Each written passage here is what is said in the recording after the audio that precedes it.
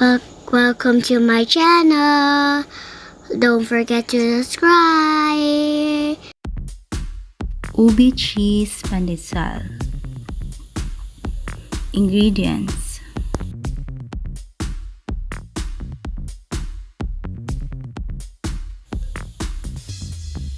now we pour on the sugar, 1 tablespoon sugar with warm milk and dry yeast together.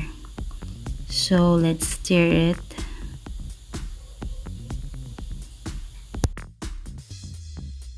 We'll wait for 5 to 10 minutes until it will form a foam like this.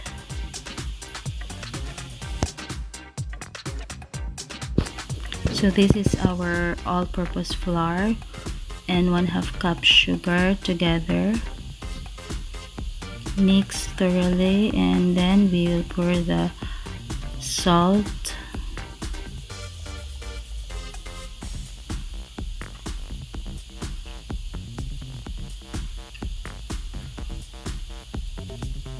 and our yeast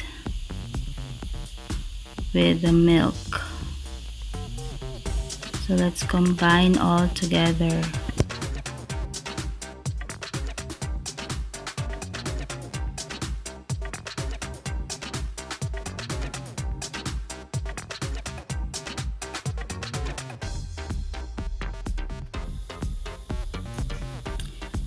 Now we will add our ube flavor and our vegetable oil. So just mix.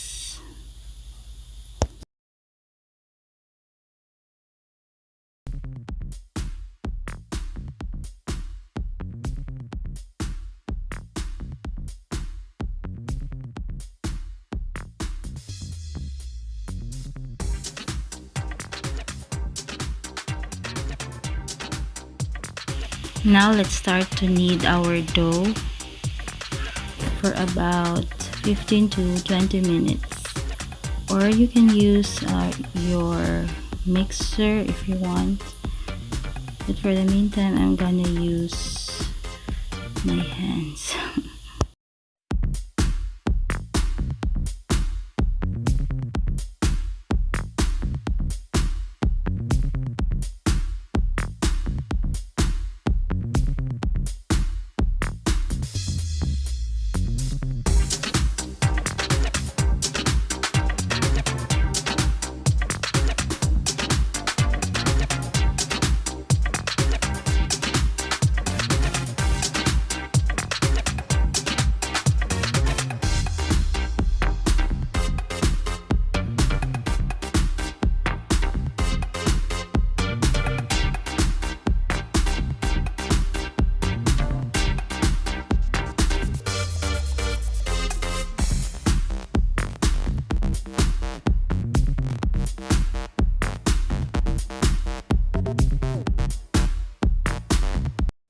Now our dough is ready, and we're gonna put it inside a mixing bowl and rest for about 1 hour.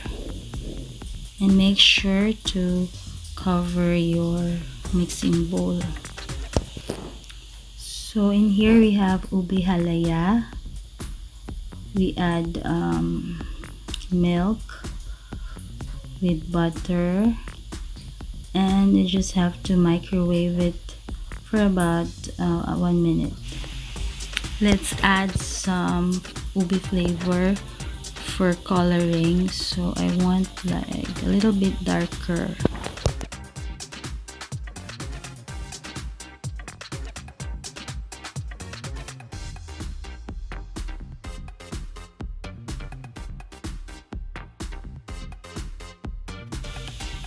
And we have to strain it so that we will take out some lumps.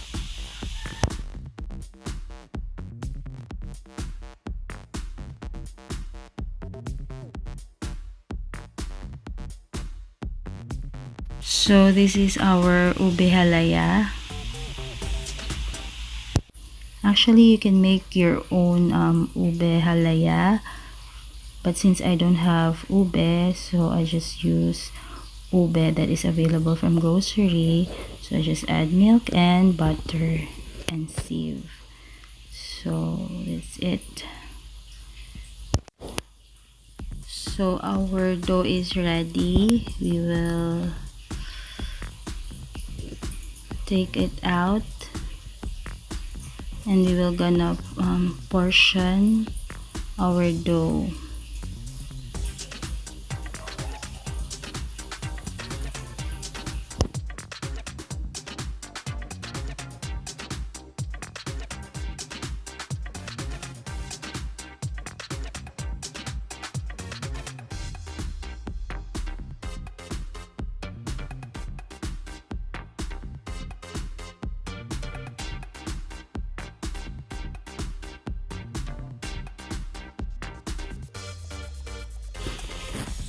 So each pandesal weighs 40 grams.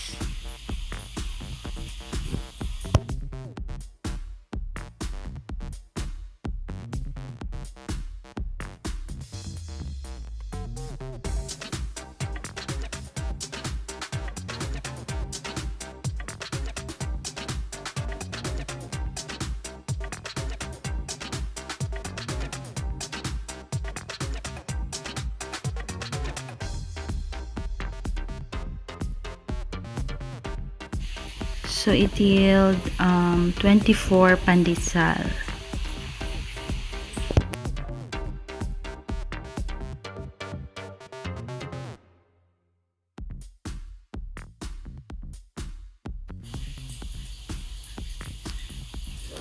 Now let's add halaya and our cream cheese. Since cream cheese, it doesn't really melt easily, so I cut it by cubes.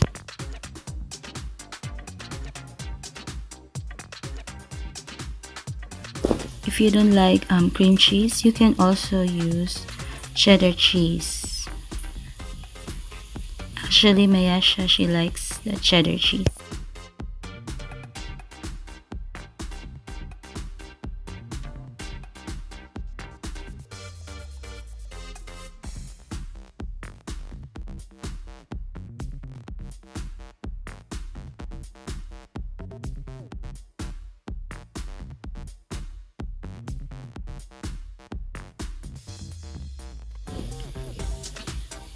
So once we're done, we're gonna coat it with breadcrumbs.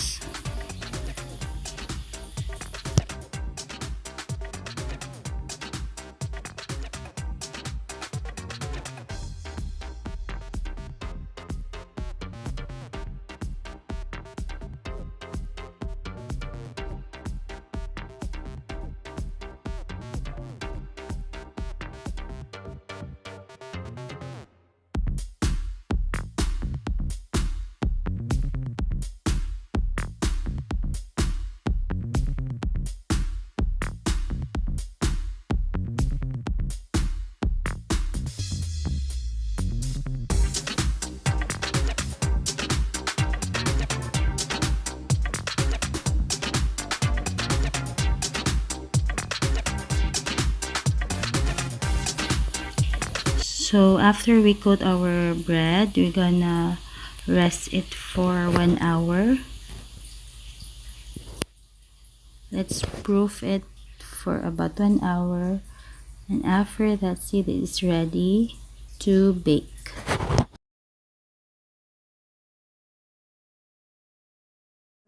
Birthday. And yes, it's ready. Look at that.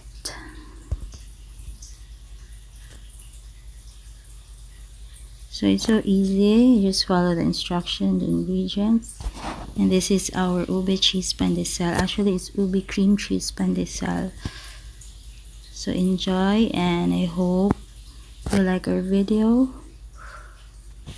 Don't forget to like and subscribe and hit the bell button for notification. Thank you and have a nice day.